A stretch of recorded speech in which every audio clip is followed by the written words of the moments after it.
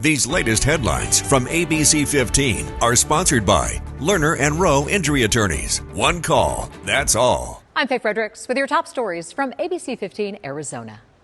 A family calling for justice nearly 2 years after a man was killed in a shooting in Phoenix. That man's cousin also died in the shooting. The cousins, Robert Puentes and Xavier Martinez, were at a house party near 24th Street and Baseline when they were shot and killed in the backyard. Family members telling ABC15 Thursday would have been Robert's 23rd birthday. And they have this message for anyone who knows anything.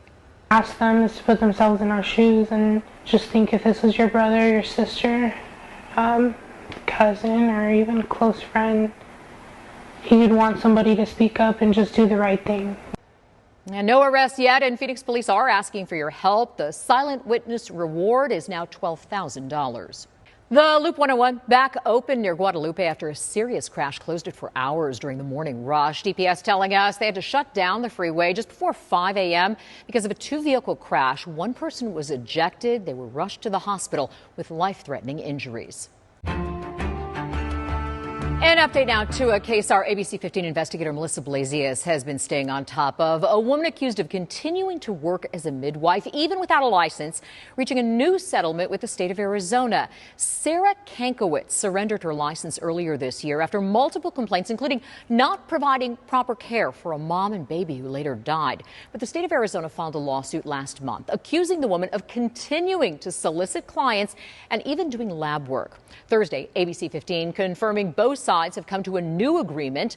Court documents show Kankowitz will be permanently barred from delivering a baby or providing health care to pregnant women and newborns.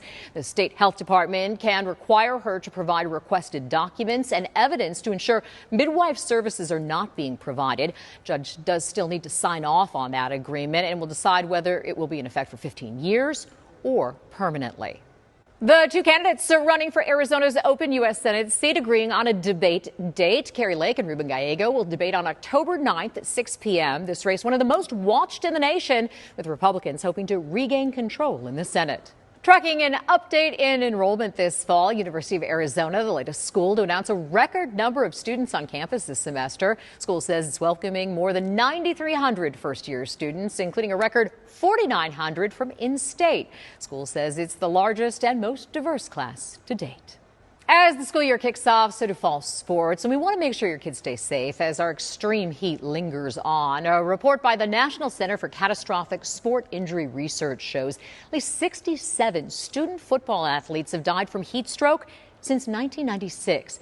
There's several ways schools and teams can reduce the risk of heat-related illness. Experts at the Corey Stringer Institute say modifying practices based on weather can certainly help, with changes like making them shorter and less intense. Letting the body adapt to the heat can also help, and something we've reported on extensively here at ABC15. Just being aware of the signs of heat stroke can make a huge difference.